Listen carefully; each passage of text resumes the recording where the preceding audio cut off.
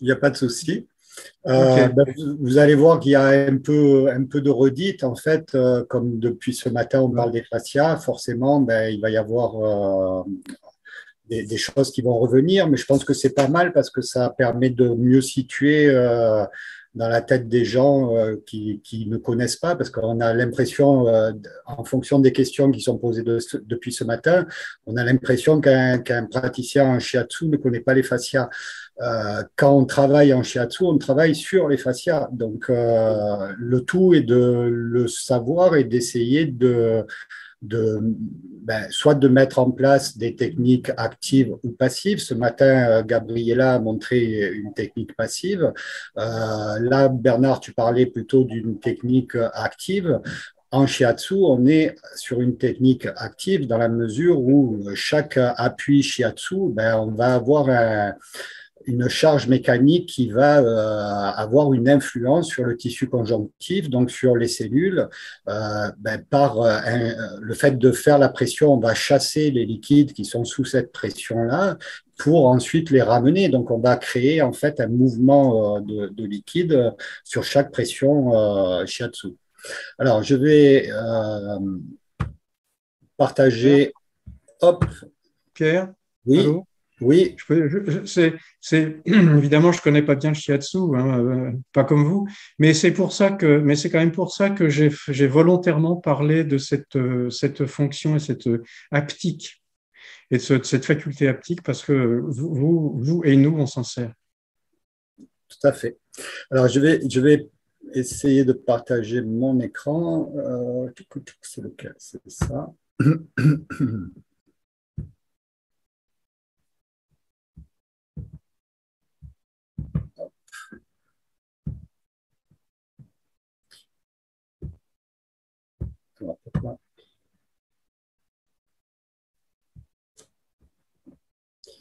Donc, je vais vous parler donc, de l'approche en Thera Shiatsu du Shiatsu et Fascia. Donc déjà, comme je l'ai fait hier sur l'éducation thérapeutique du patient, c'est toujours bien de savoir de quoi on parle quand on parle. Et surtout, comme disait Bernard, le terme fascia, en fait, on retrouve un peu tout dans ce terme-là. Donc en fait, j'ai pris des définitions, on va dire, de... Attendez 2 petites secondes. Euh, Parce que sinon j'ai un écho. Donc j'ai désactivé ton son, hein, Bernard. Euh, En fait, le terme qui revient régulièrement, ça va être le terme de membrane, d'enveloppe, bien entendu de tissu conjonctif. Donc, en fait, je vais essayer rapidement de faire un petit état des lieux de ce qu'on connaît sur certaines choses, je vais passer très rapidement parce qu'on l'a vu ce matin, on l'a vu avec Bernard tout à l'heure. Donc, le tissu conjonctif, de quoi il est composé? De cellules, de fibres, de substances fondamentales. La substance fondamentale et les fibres donnent la matrice extracellulaire. Et le tissu conjonctif, qu'est-ce qu'il va donner? Il va donner d'un côté des tissus spécialisés, adipeux, muqueux, mais aussi les os, le cartilage et le sang, puisqu'on vient de voir que le sang est un tissu liquide. Et d'un autre côté, on a, alors le TC, c'est tissu conjonctif, hein, c'est pas comme on a vu hier soir avec le docteur, c'est pas thérapie complémentaire, hein. Donc, on a le tissu conjonctif propre qui va être en 2 catégories. Le lâche, c'est-à-dire celui qui va être aéré, entre guillemets, et le dense. Donc, dans le lâche, en fait, c'est celui qui est le plus répandu. Il y a énormément de liquide, de substances fondamentales, beaucoup de fibroblastes, des adipocytes. C'était celui, comme l'évoquait Bernard, celui qui joue le rôle de remplissage, en fait. Et nous, en pratique shiatsu, celui qui nous intéresse, c'est que c'est le fascia superficialis qui est constitué de tissus lâches. D'un autre côté, on va avoir ce qu'on appelle les tissus denses, où on va avoir un rôle de transmission de force à distance. Et c'est ces tissus denses qui vont faire, pardon, excusez-moi, tissus denses qui vont faire en fait la liaison entre les différentes les organes, les muscles, et ainsi de suite. Vous avez en fait sur l'image juste à côté, en haut vous avez l'image d'un tendon et en bas vous avez l'image d'un ligament pour vous montrer qu'il y a quand même une grosse différence de densité, on va dire, de fibres entre le lâche et le dense. Le tissu dense va être séparé encore en deux catégories. Le tissu dense avec énormément de fibres de collagène qui vont être très résistants à la traction, très robustes. C'est généralement un tissu qui a une couleur blanchâtre. En fait, c'est par exemple la ligne blanche abdominale.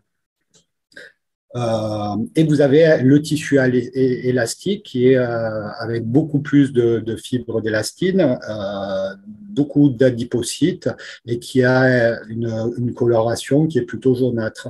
Et ce tissu dense élastique, c'est celui que vous allez retrouver souvent autour des muscles, qui va permettre en fait le déploiement du muscle, la contraction du muscle, mais qui va surtout servir de gaine à ce muscle-là.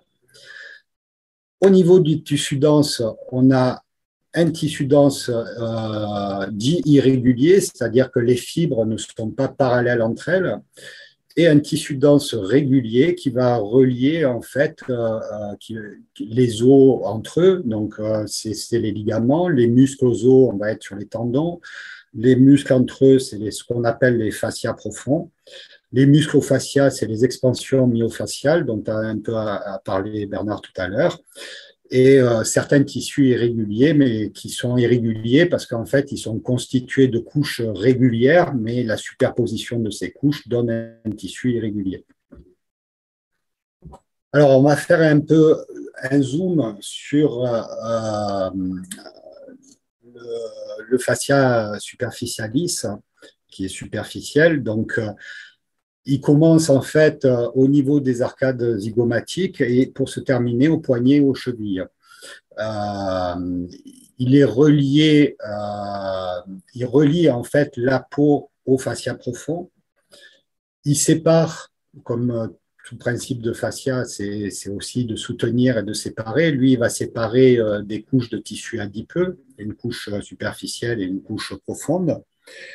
Ce qui est important, comme l'évoquait ce matin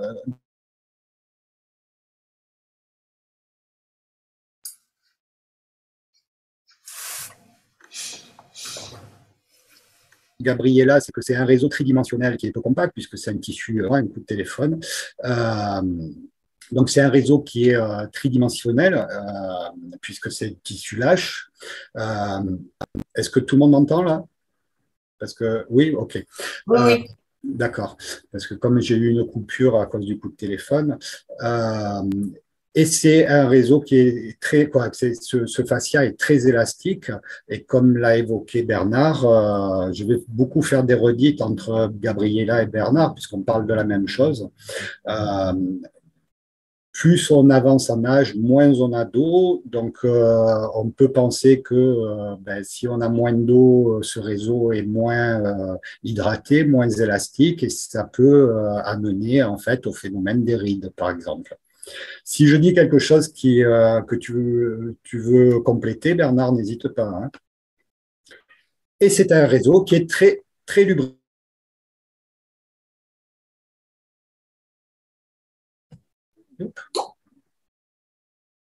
Remets ton micro.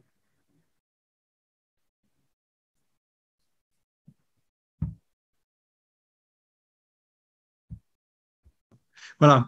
Oui, c'est juste pour dire qu'en vieillissant, les fibres d'élastine se fragmentent. D'accord. Et elles se fragmentent parce qu'elles ont moins d'eau ou alors elles se fragmentent? Non, parce qu'elles vieillissent, tout simplement. Elles vieillissent tout simplement. D'accord. Voilà, c'est tout ce que j'avais à dire. Donc, hop, là, je vous ai mis quelques études en fait qui ont été faites assez récemment sur le fascia superficialis. Donc, on a la première a démontré en fait qu'il y avait ce qu'on appelle des rétinaculums cutanés qui vont en fait entre cérétinaculum, je vais y arriver, et la couche profonde en fait des fascias, des couches musculaires. En fait, on peut considérer que le fascia superficiel fait vraiment un pont structurel entre la peau et la profondeur. Et ce qui est intéressant, c'est que au niveau, on va dire, externe, c'est-à-dire la liaison entre la peau et le fascia superficiel, ces rétinaculums vont être plutôt perpendiculaires, alors que la liaison entre le fascia et les fascias profonds, ces rétinaculums vont être plutôt en oblique, ce qui laisse penser à un rôle d'amortisseur et de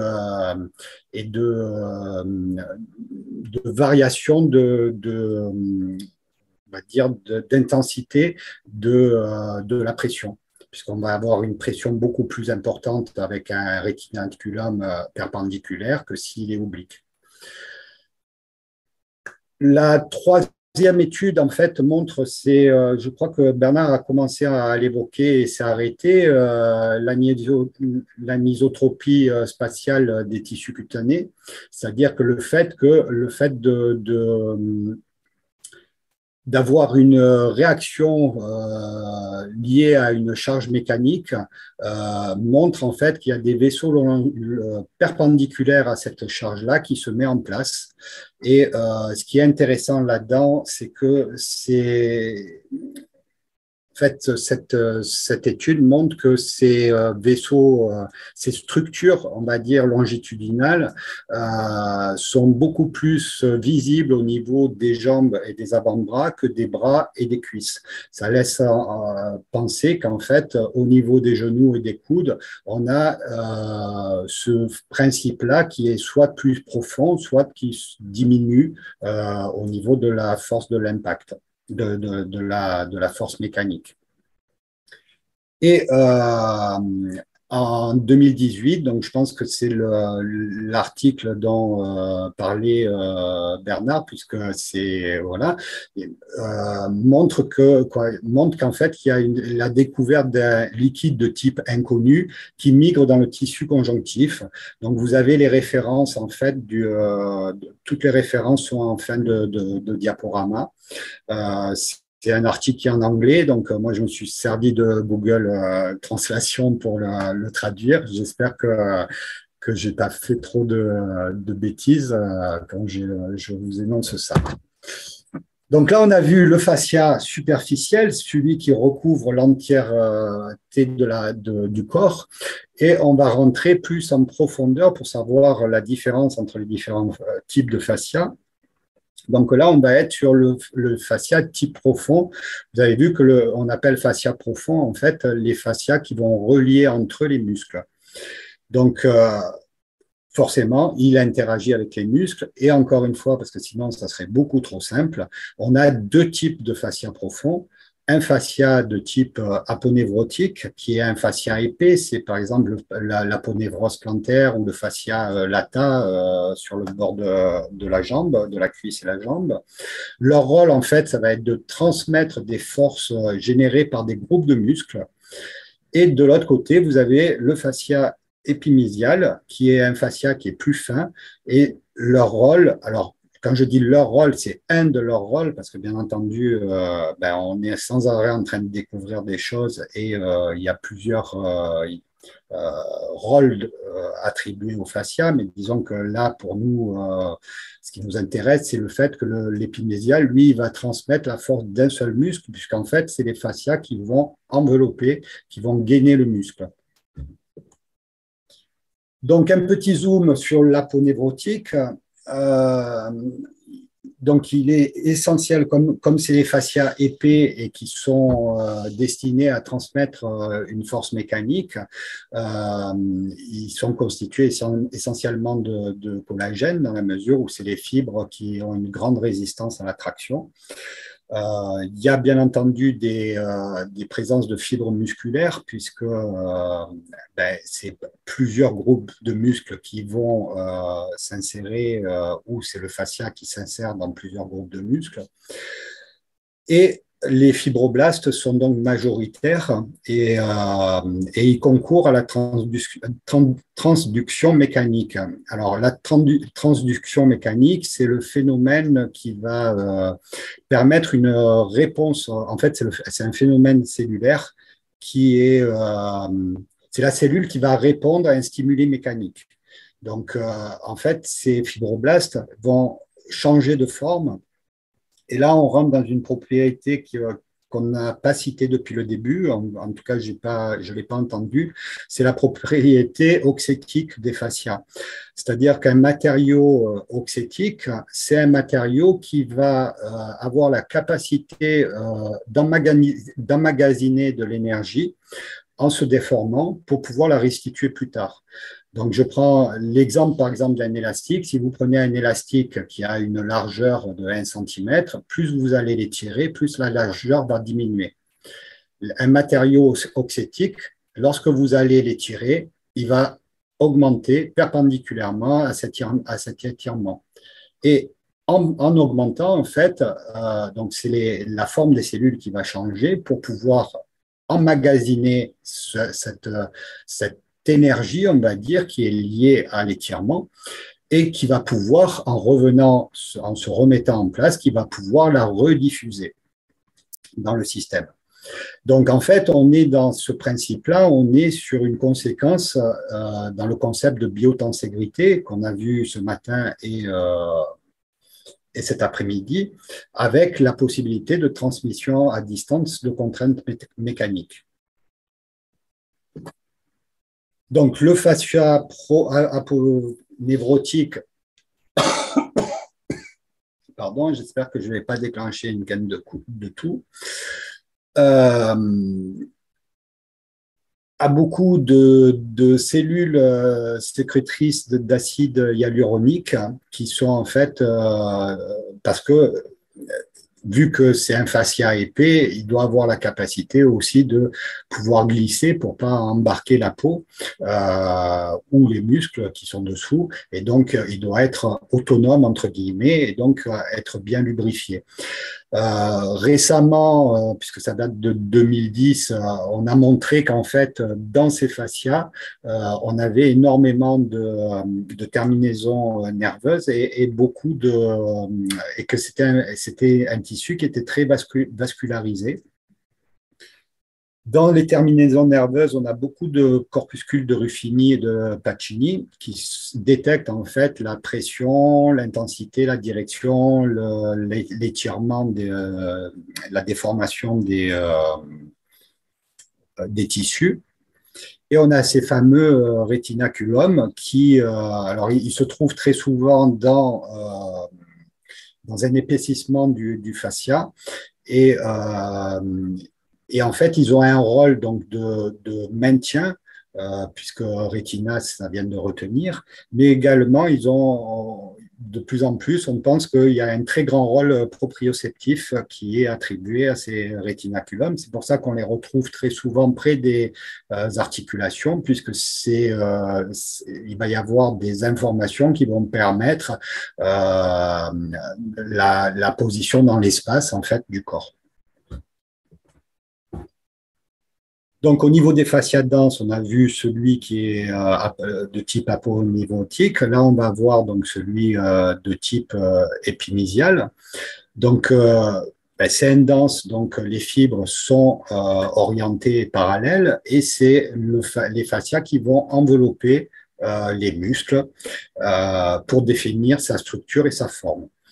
Ils sont, alors là, on revient sur l'étude de tout à l'heure, c'est-à-dire qu'ils ont, en fonction du stimulus, ils vont avoir des propriétés isotropes ou anisotropes. C'est-à-dire, soit ils vont avoir des caractéristiques semblables en fonction de la direction, on va dire, de leur déformation, soit ils vont avoir des caractéristiques qui vont vraiment dépendre de la direction de l'étirement, par exemple.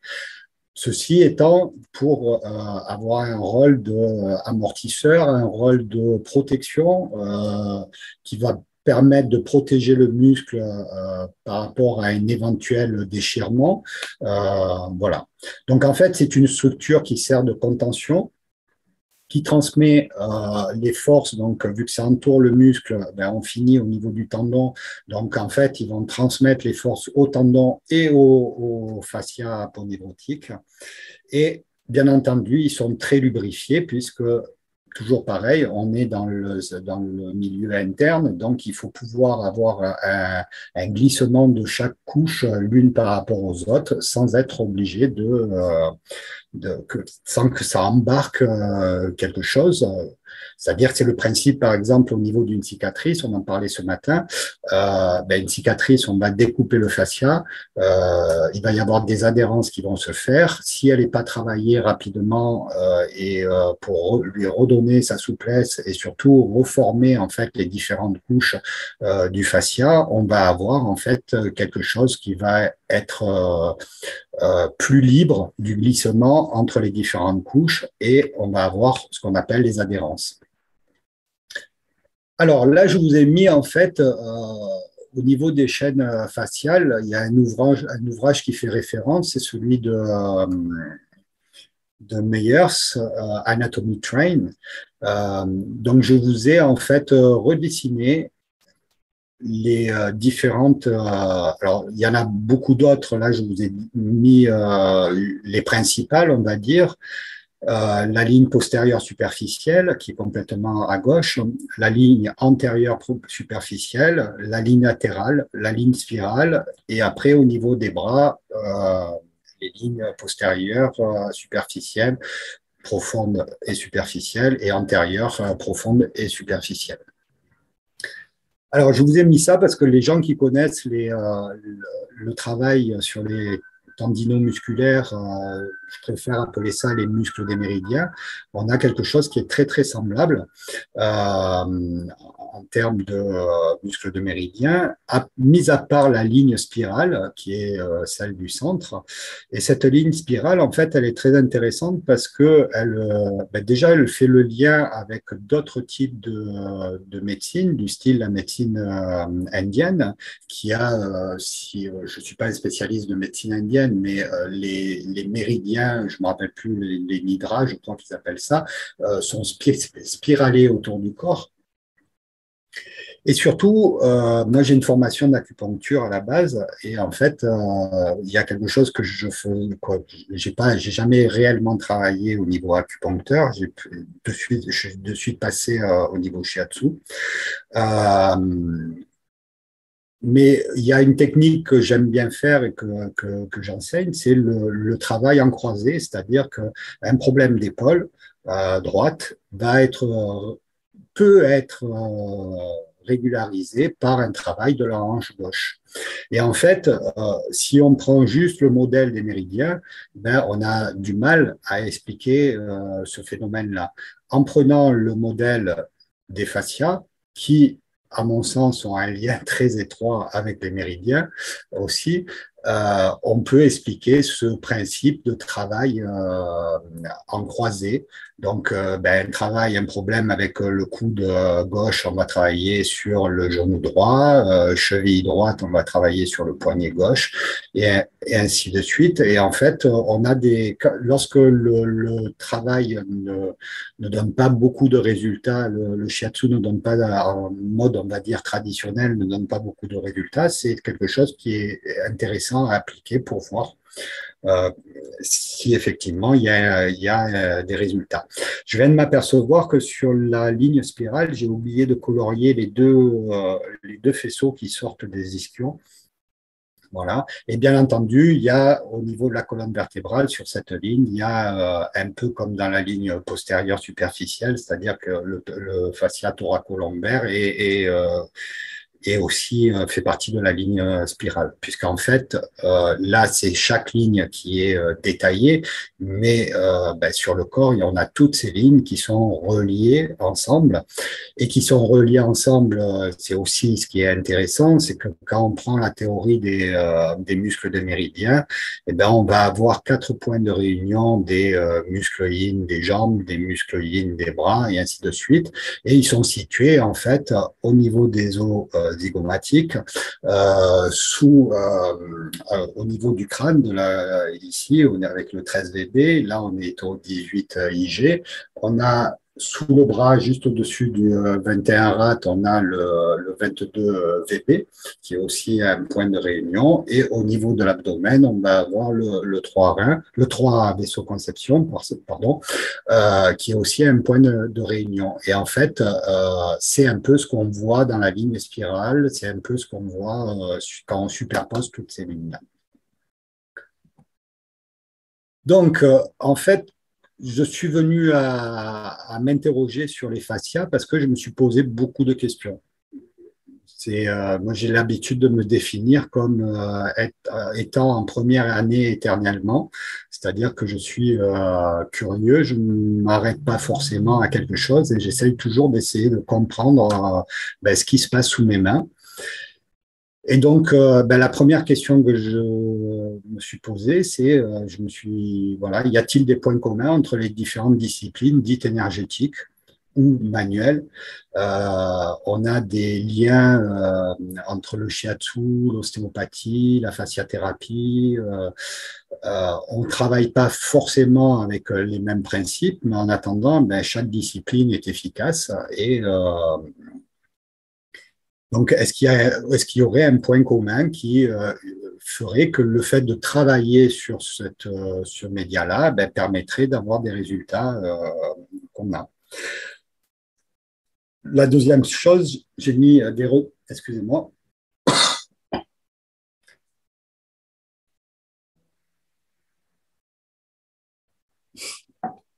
La deuxième chose, c'est j'ai mis des receveurs très différents parce que en cabinet, je me suis aperçu qu'il y avait des gens, par exemple, qui lors du bilan shiatsu, énoncent le fait qu'ils aient des hernies discales et ils ont pas mal au dos. D'autres qui n'ont pas de pathologie parce qu'ils viennent de passer une imagerie médicale, n'ont pas de problème au niveau du rachis et ils ont des douleurs. Donc, voilà, je me suis posé la question sur le fait de qu'est-ce que c'est qui peut générer ces douleurs-là.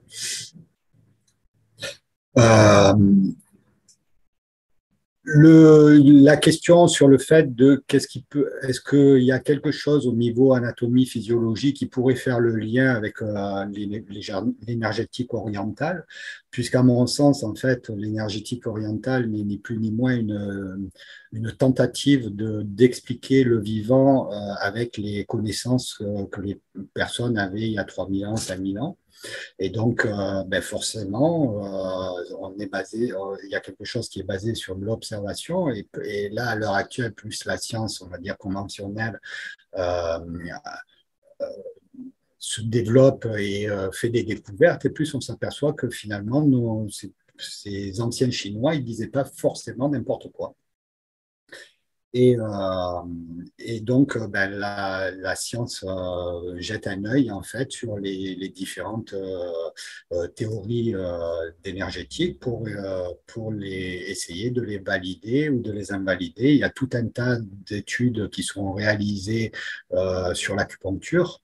Après, je fais juste une parenthèse, c'est que l'acupuncture, elle est basée sur la théorie des organes, c'est-à-dire essentiellement les 5 mouvements. En shiatsu, on est plutôt sur la théorie des méridiens. Et la théorie des méridiens, on est plutôt sur l'extérieur, la surface profondeur au niveau des grands méridiens. Pardon. Et notamment, en Chine, le méridien du cœur, il ne se prononce pas avec le mot qui correspond à cœur, mais il se prononce sur le fait de pivot du yin. Et l'estomac, on ne va pas nommer l'estomac en tant qu'organe, mais on va nommer en tant que yang lumineux. Donc, en fait, on est plutôt sur des correspondances de couches que des correspondances d'organes et de points. Bon, ça, c'est fermer la parenthèse. Donc, je rouvre un petit peu parce que les canaux énergétiques qu'on appelle les méridiens sont vraisemblablement ont été cités en tout cas avant les points d'acupuncture, puisque déjà dans les plus vieux textes qu'on retrouve, en fait, le point n'est jamais identifié clairement lorsqu'on parle de point. La plupart du temps, on parle juste du méridien, on ne parle pas de point. Et lorsqu'il est nommé, en fait, on a une espèce de flèche qui va vers une zone, mais on ne tombe pas dans la définition du point comme on peut la trouver sur Tsubouk ou dans les atlas d'acupuncture. Donc voilà, et puis la notion aussi de main intelligente, c'est-à-dire que lors du travail, en fait, vous avez dû tous observer ça, on a des fois les mains qui partent travailler sur des zones qui n'étaient pas prévues au départ, entre guillemets, et c'est pour ça qu'en fait, et en fonction de ce qu'on a sous les mains, moi, il y a une phrase que j'aime bien je ne sais pas si elle est de quelqu'un, mais en tout cas, moi, je la cite souvent. Il n'y a pas de geste juste, il y a des gestes qui s'ajustent. C'est-à-dire qu'en fonction de ce qu'on a sous les mains, on va adapter notre pression, notre transfert de poids, notre appui en shiatsu. Donc, j'ai intitulé cette diapo « Je dis ça, je dis rien ». Parce que, en fait, ce sont juste des observations, on va dire, personnelles dans mon travail. Donc, le système des fascias, on a vu qu'on pouvait parler de squelette mou, c'est-à-dire qu'on va avoir le squelette dur qui est composé d'os et le squelette mou qui va maintenir les organes en place, qui va contenir les formes, qui fait un maintien des chairs. En fait, en énergétique, on a quelque chose qui permet un organe dont l'énergie permet de faire ça, c'est la rate. On a vu que le système des fascias transmettait des forces mécaniques musculaires, donc autrement dit musculaires, et en énergétique, quel est l'organe qui gouverne les 4 membres? C'est la rate. L'eau et les liquides organiques jouent un rôle important dans les fonctions des fascias. Et en énergétique, c'est la rate qui va transformer en fait les liquides organiques et les transporter. Il n'y a que la rate qui a une grande anastomose à partir du 21 rate qui va parcourir l'ensemble du corps par le grand luau de la rate. En fait, le grand luau de la rate du 21 rate, tous les auteurs s'accordent à dire que c'est effectif, mais on a aussi un autre grand luau qui est Xuli, c'est-à-dire qui part du 18 estomac et qui va aussi avoir des relations avec les autres luaux du corps. Donc le vaisseau luau, je vous rappelle que luau, ça veut dire séparation, communication. Donc déjà, on est encore dans un phénomène de communication au niveau fascia. Les travaux de 2011 d'Anne et de Chapchuk, vous m'avez compris, montrent l'existence de canaux longitudinaux qui tendent à disparaître au-dessus des coudes et des genoux, c'est ce dont j'ai parlé tout à l'heure. Et en fait, si on prend la théorie des choux antiques, l'énergie, en fait, le méridien va être relativement superficiel des extrémités au coude et aux genoux, pour ensuite rentrer plus en profondeur au niveau des cuisses et des bras. Et donc, voilà, je dis ça, je dis rien. Les chaînes faciales, ça je viens d'en parler, les chaînes faciales ressemblent étrangement aux muscles des méridiens ou aux pipous, qui sont les zones cutanées qui servent de diagnostic aux pathologies des grands méridiens.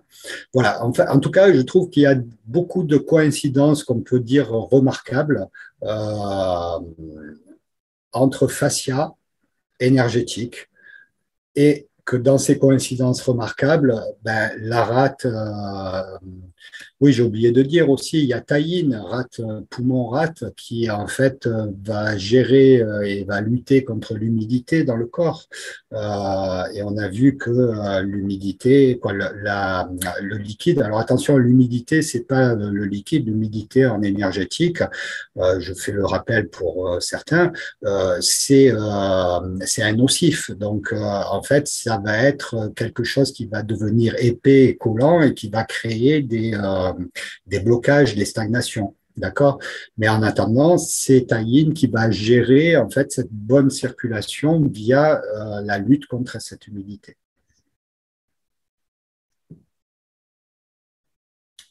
Alors, ben, je vais m'arrêter là. Je vais voir s'il y a des questions parce que ça me permet aussi de reprendre un peu mon souffle. Depuis tout à l'heure, je ne m'arrête pas de parler. Hélène, est-ce que tu es toujours là? Oui, Est-ce que tu peux voir s'il y a des questions ou oui, je s'il y a regarde. des questions à l'oral? Alors,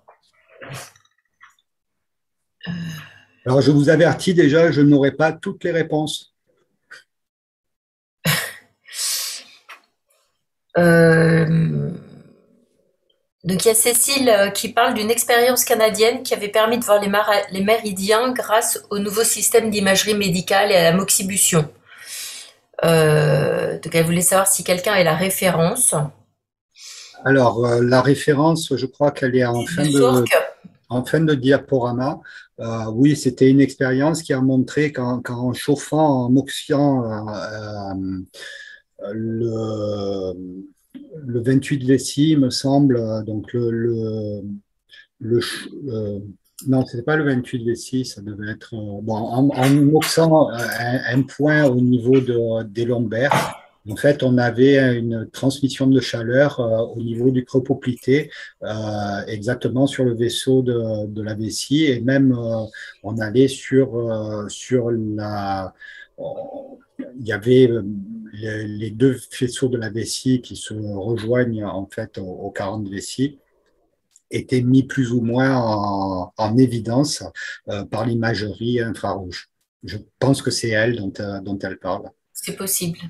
Il y a Christina qui dit qu'en énergétique orientale, effectivement, il faut toujours focaliser sur les 6 couches. Peut-être voir comment comprendre ou lier l'évolution des liquides conjonctifs dans chaque couche. Alors moi, je suis plus sur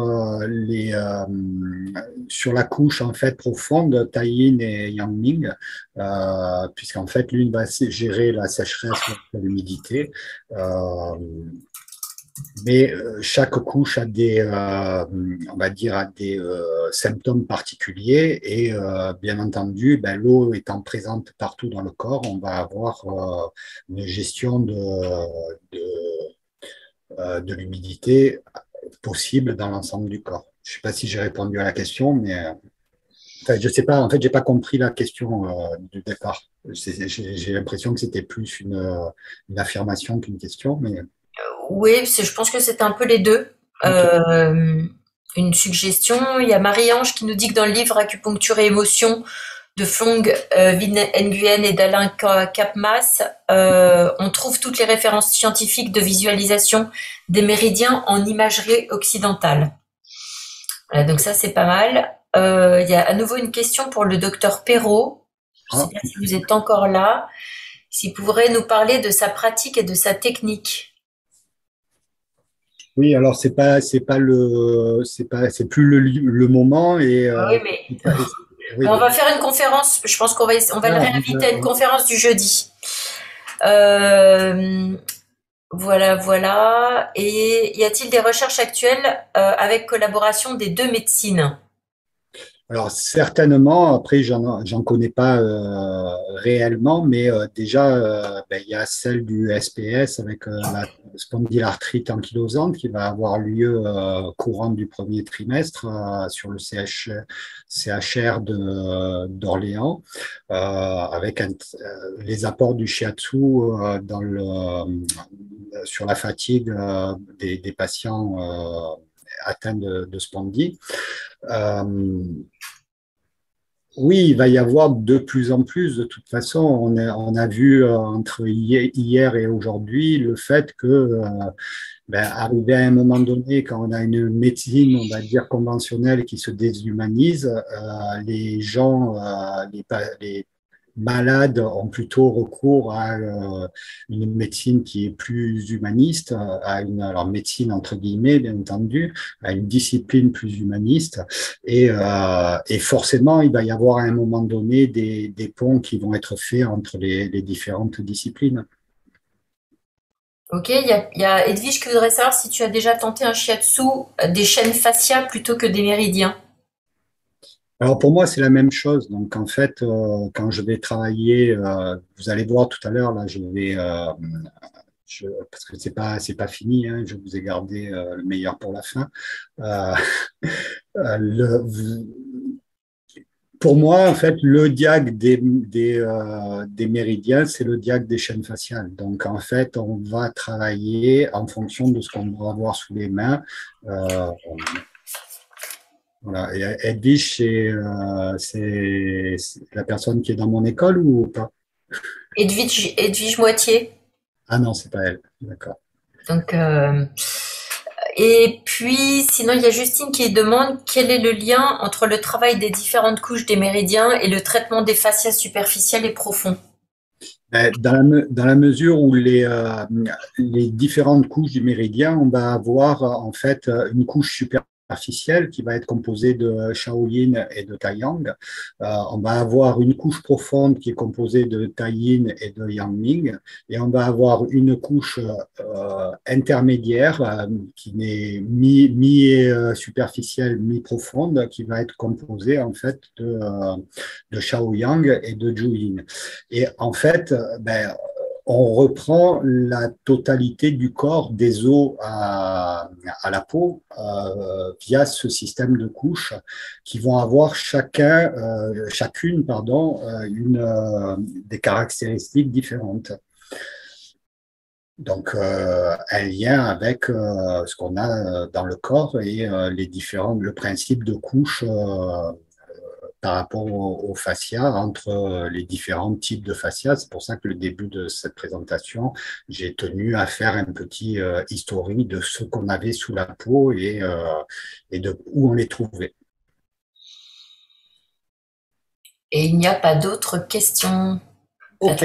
Attends, si, il y en a une nouvelle qui arrive.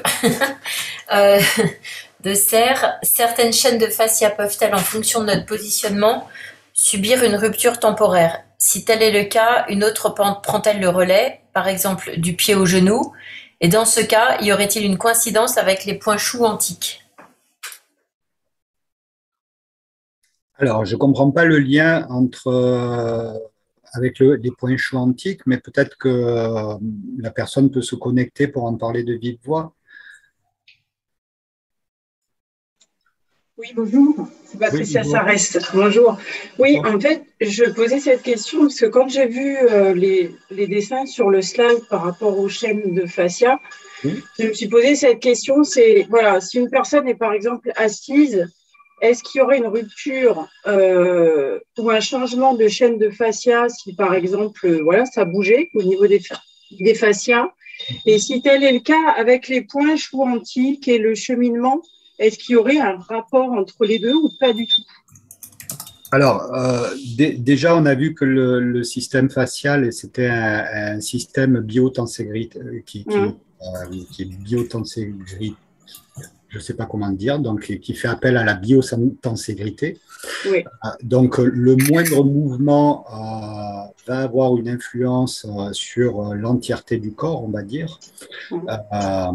Et effectivement, c'est pour ça que j'étais surpris, mais effectivement, moi, je travaille beaucoup avec les chous antiques, notamment pour réguler les grands méridiens et pour avoir un travail. Donc, encore une fois, pour moi, le système facial et les méridiens, c'est la même chose. Après, ça n'implique que moi, hein, bien entendu.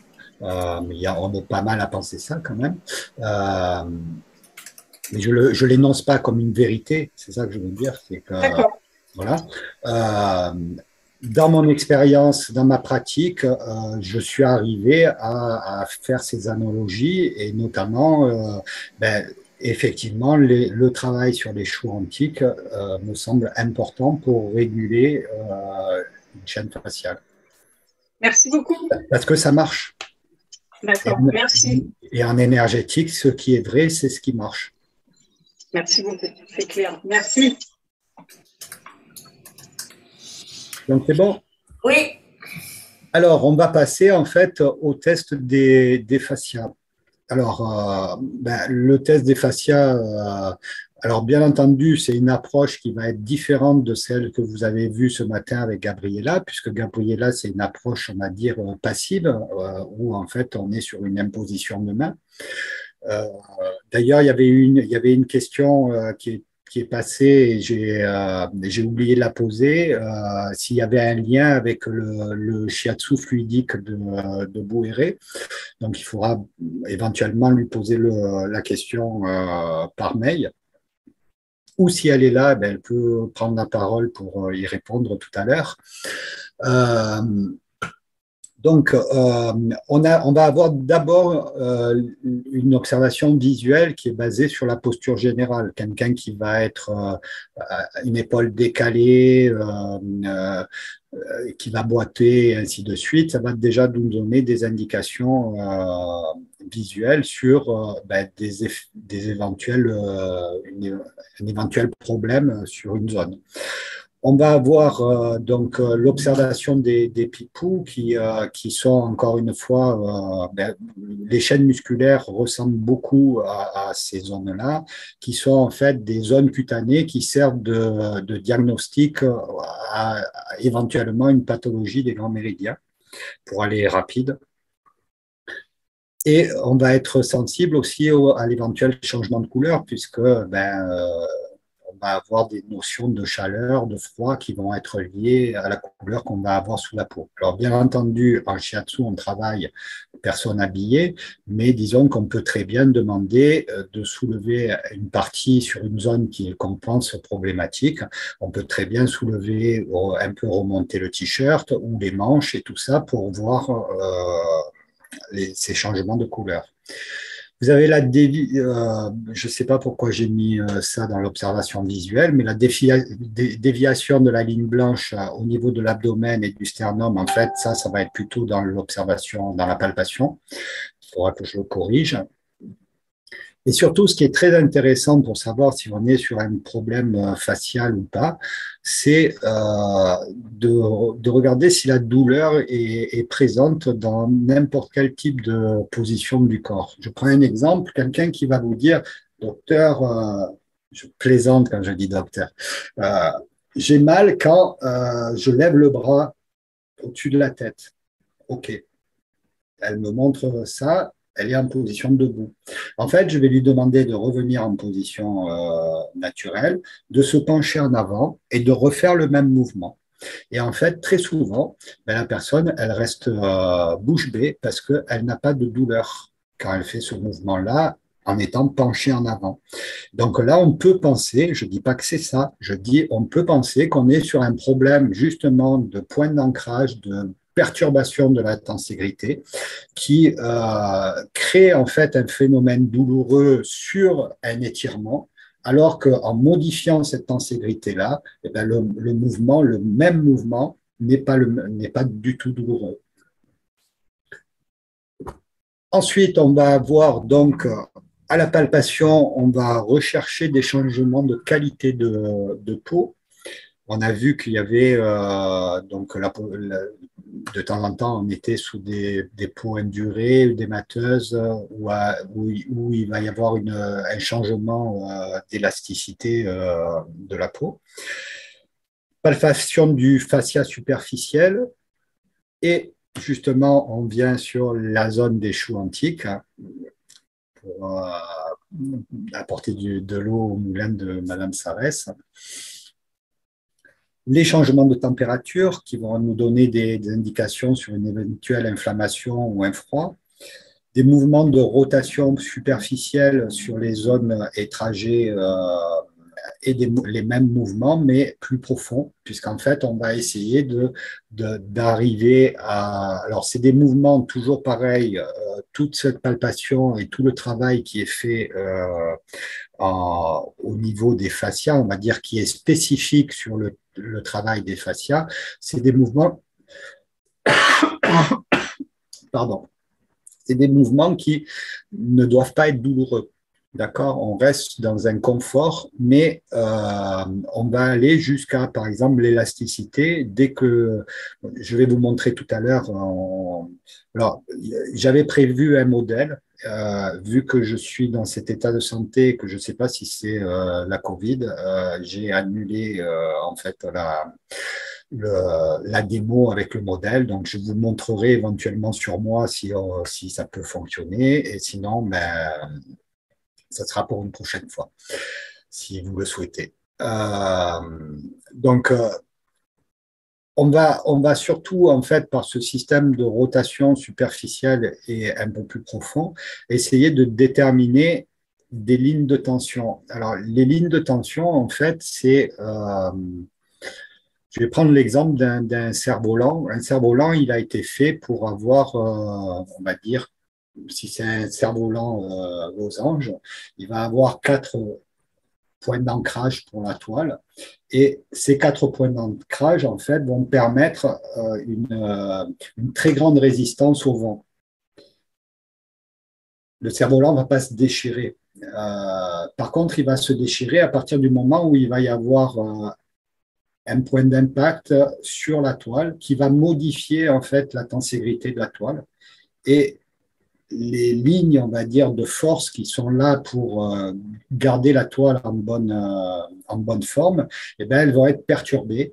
Et comme ce point va créer une nouvelle ligne de force, eh bien, la toile, elle n'est pas faite pour résister et donc ça va se déchirer.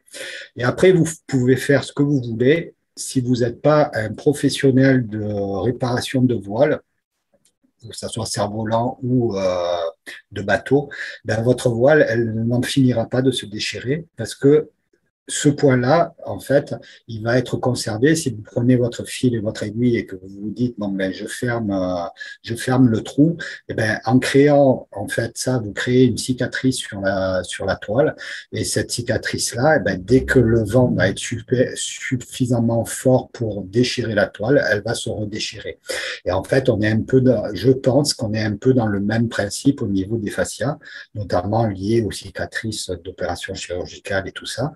D'où l'intérêt de connaître les lignes de tension pour essayer de les travailler le plus rapidement possible et d'essayer de régler ces systèmes-là, entre parenthèses, régler, mais d'essayer en tout cas de permettre au corps de reprendre ces lignes de tension, on va dire, correctes. Donc là, je vous ai dessiné en fait des exemples de types de palpation. Alors, bien entendu, sur l'image en haut à droite, j'ai fait des doigts qui sont très courts. C'est pas que les doigts rentrent dans la peau, hein, c'est juste que j'ai mal dessiné les doigts. On est toujours en contact avec la pulpe des doigts, hein, que ce soit le pouce ou les doigts. Idem pour l'image en bas à droite où on n'est pas en train de crocheter le mollet, mais on est dans une palpation, on va dire, longitudinale et transversale du muscle du mollet. Et après, là le dessin où vous voyez, ou avec le pouce, en fait, là, on n'est plus sur une palpation de méridien, mais comme je vous l'ai dit, pour moi, c'est la même chose, les fascias et les méridiens. Donc, on va être sur un principe ce que moi j'appelle quoi, ce que j'appelle, c'est pas moi qui l'appelle comme ça, mais c'est le diagnostic des méridiens. C'est-à-dire qu'on va palper, en fait, sur la partie où le méridien principal est le plus superficiel pour pouvoir éventuellement voir s'il y a des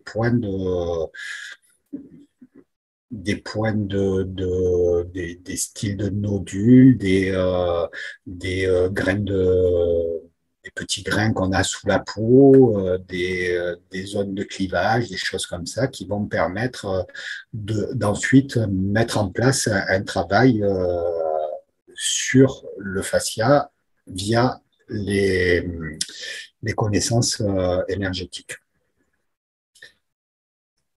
Voilà, je ne sais pas si après, je ne sais pas, le traitement. Oui, alors, euh,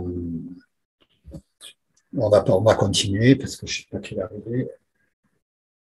Ça devrait déjà être fini, donc on va quand même. Alors, le traitement en fait des fascias. Alors ça, excusez-moi. J'en ai un peu parlé ce matin. Vous faites du shiatsu, donc faites du shiatsu. Le traitement spécifique, on va dire, que ce soit en fasciathérapie, en digitopression et tout ça, il peut venir qu'après votre shiatsu, parce que sinon vous n'êtes plus dans du shiatsu. Donc après un shiatsu qui a été fait en fonction du bilan que vous avez fait, soit un bilan anatomique, mécano-anatomique, soit un bilan énergétique.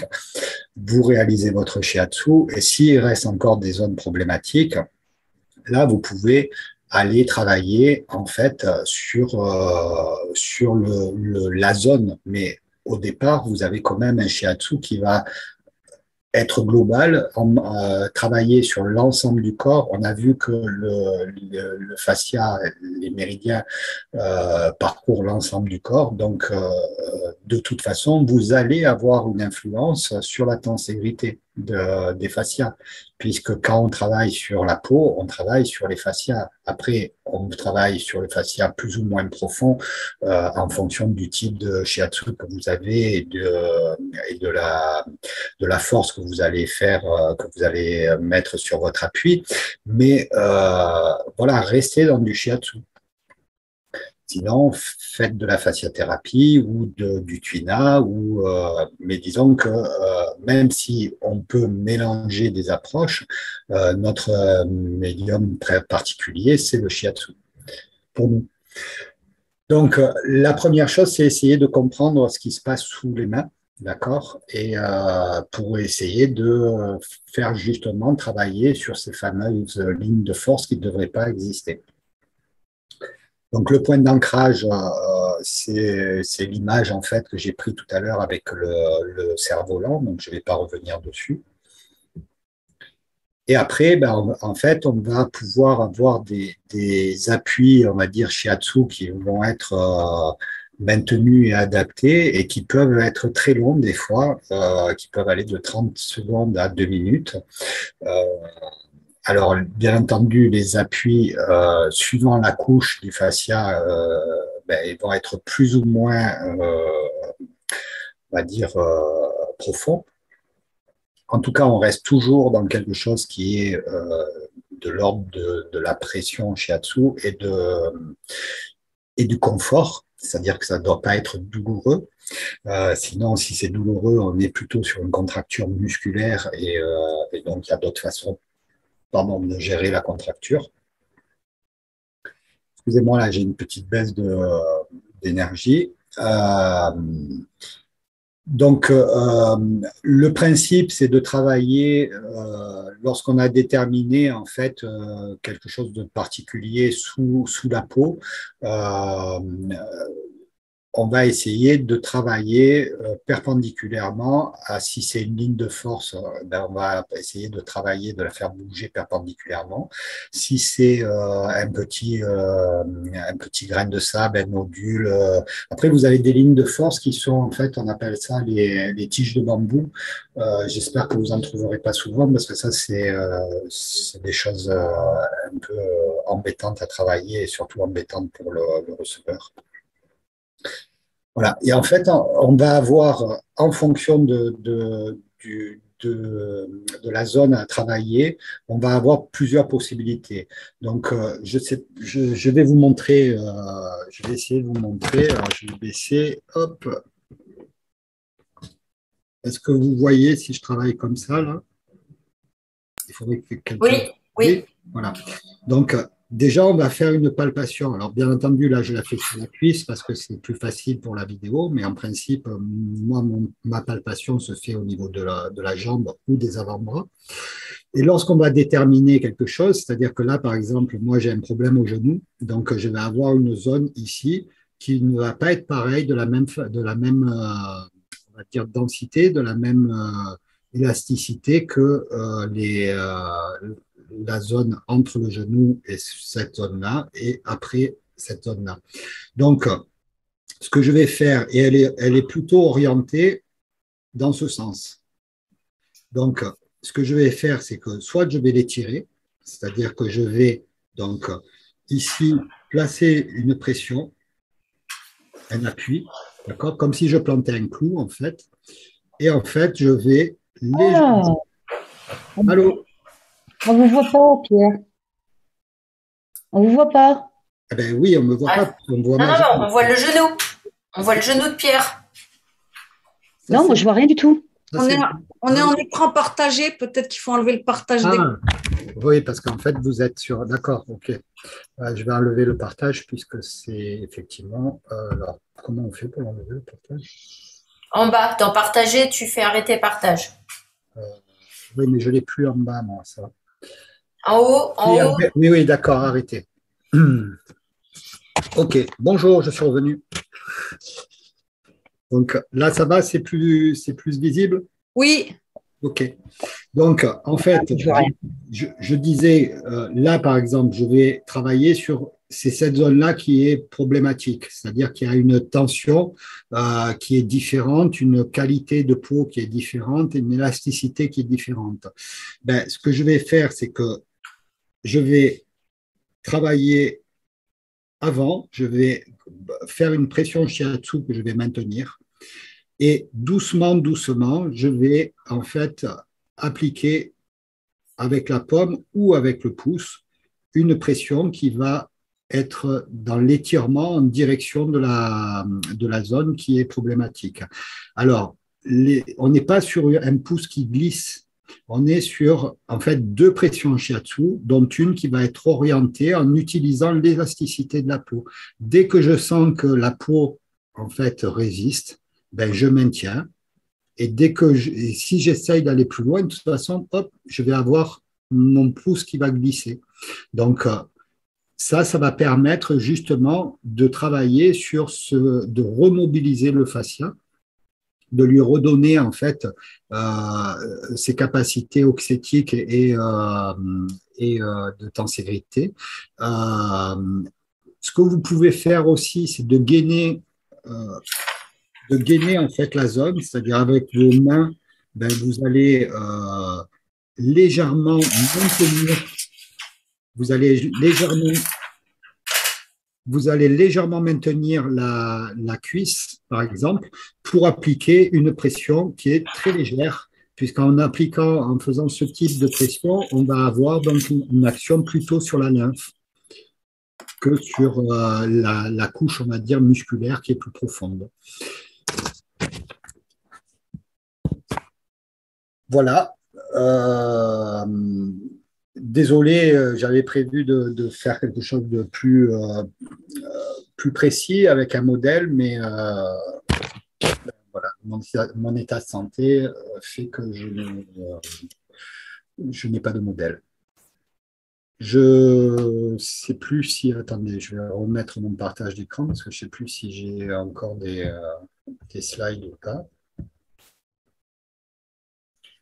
Donc, donc ça, c'était la première partie. Donc, le gainage, je vous l'ai montré.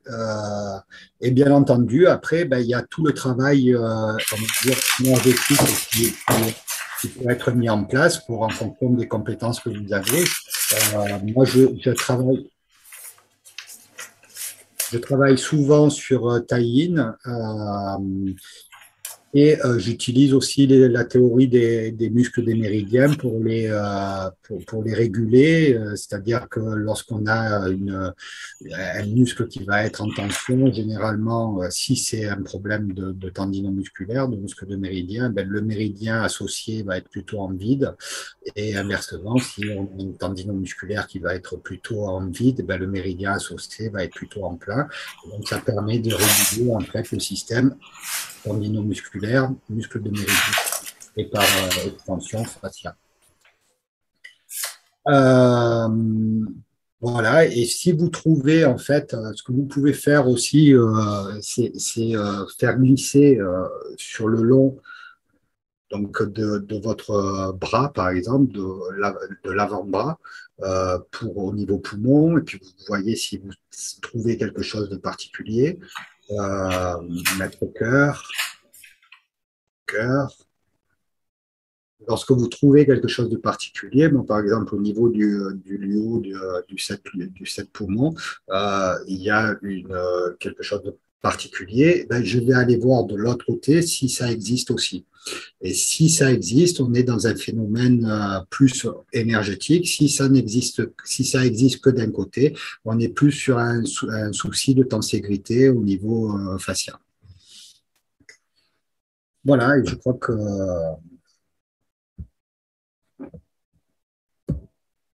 donc là, vous avez la bibliographie avec les différentes études et tout ça. Et je crois que c'est fini. Alors, pourquoi je suis comme ça? Voilà. Et j'arrive à la fin. Donc, merci de votre attention à tout le monde. Y a-t-il des questions? Non, des remerciements. Attends, je regarde, mais non. Bon, ben, du coup, on va presque respecter l'heure puisqu'il est 16h48 et c'était prévu jusqu'à 16h30. En tout cas, moi, je vous remercie beaucoup de l'attention que vous avez portée. J'espère que j'ai éveillé en vous des questionnements. Parce que j'estime que le shiatsu, en fait, Alors, il y a une main levée là de Guylaine. Je ne sais pas si il faudrait remettre. Je n'ai pas vu la démo, c'est pour ça. Tant pis, ça n'a pas marché. Bon, mais c'est tant pis. Bon. C'est pas grave. Voilà. Sophie. Ok, merci. À bientôt. Sophie. À bientôt. À bientôt. Sophie L, vous pouvez remettre votre micro et poser la question éventuellement. Sophie L. Bon. Pierre, est-ce que tu proposes des formations en fasciathérapie? Alors non, parce que j'estime que ce n'est pas de la fasciathérapie déjà. Et j'ai un centre de formation qui va être modifié, mais en fait, moi, c'est ma technique, ce que j'appelle le Thera Shiatsu. Le Thera Shiatsu, c'est un shiatsu qui a évolué, en fait, quand j'ai commencé à travailler, puisque je disais hier, j'ai commencé très vite à travailler en milieu hospitalier, notamment à la Maison de Gardanne, qui est un centre palliatif. Et je travaillais sur les patients, je ne travaillais pas sur le personnel. Et en fait, ben, c'était délicat de mettre les personnes au sol. Donc, sur table. Et le travail de la table, ben, c'est pas, il faut pas considérer le travail de la table comme un sol qui est plus haut, mais comme un nouvel univers, quoi. Et donc, ben, c'est mon shiatsu qui a évolué aussi parce que j'ai changé en fait de position, on va dire. Et surtout que j'ai travaillé pendant longtemps sur des personnes donc palliatives, en soins palliatifs, et donc ben, j'ai adapté mon transfert de poids, mon travail du hara, et je me suis rendu compte qu'en fait, ben, très souvent sur beaucoup de personnes, en fait, une pression, on va dire dite forte, n'avait pas forcément un bénéfice supérieur à une pression dite douce. Et donc, en fait, j'ai essayé de comprendre pourquoi. En fait, tout le développement, c'est sur essayer de comprendre pourquoi. Après, c'est pour ça que je vous ai dit, j'aurais pas toutes les solutions, j'aurais pas toutes les réponses, parce que je suis éternellement en première année de essayer de comprendre pourquoi. Pierre, il y a Ariane qui voudrait que tu lui reprécises quand tu as dit est-ce que c'est des deux côtés, c'est plutôt un problème énergétique et si c'est un seul côté, c'est plutôt un problème de fascia? Oui, ben, en fait, énergétiquement, un point, par exemple, le point 7 poumons à droite ou à gauche, c'est le même point. Donc, si c'est un problème, on va dire, qui est réellement lié au niveau énergétique, comme on connaît l'énergétique orientale, ben, ce problème-là, on devrait l'avoir sur les deux côtés. Alors que si on est sur un problème, on va dire, local, ben, on est sur un problème qui est plus un problème de fascia. Enfin, c'est mon analyse, quoi. Et qui est partagée par d'autres auteurs, quoi. Enfin, par d'autres personnes qui sont des auteurs, puisque moi, je ne suis pas encore auteur. Je ne tiens pas à le devenir parce que c'est un boulot monstre. Voilà, ben, il n'y a pas d'autres questions que des remerciements. Ok. Bon, Merci beaucoup, Pierre. Ben, merci à vous. Encore une fois, c'est un plaisir, même si je suis désolé de. Beaucoup d'encouragement pour que tu te remettes. Ok, Voilà. voilà, je suis désolé de l'état Un bon dans lequel je suis, rétablissement. mais je vais essayer de mettre tout en œuvre et beaucoup manger de miel de romarin. Merci Pierre. Ouais. Passez une bonne soirée et à bientôt. Et n'oubliez pas que le vote est ouvert jusqu'au 7. Donc, plus tôt vous votez, mieux c'est. Et un nombre de votes important va être, pour nous, c'est intéressant parce que ça montre qu'il y a des gens qui s'intéressent au travail qu'on fait, nos adhérents. Voilà. Merci à tous. Passez une bonne soirée. Merci. Merci. Prenez soin de vous. Au revoir. Merci, au revoir. Au revoir. Merci, au revoir. Au revoir.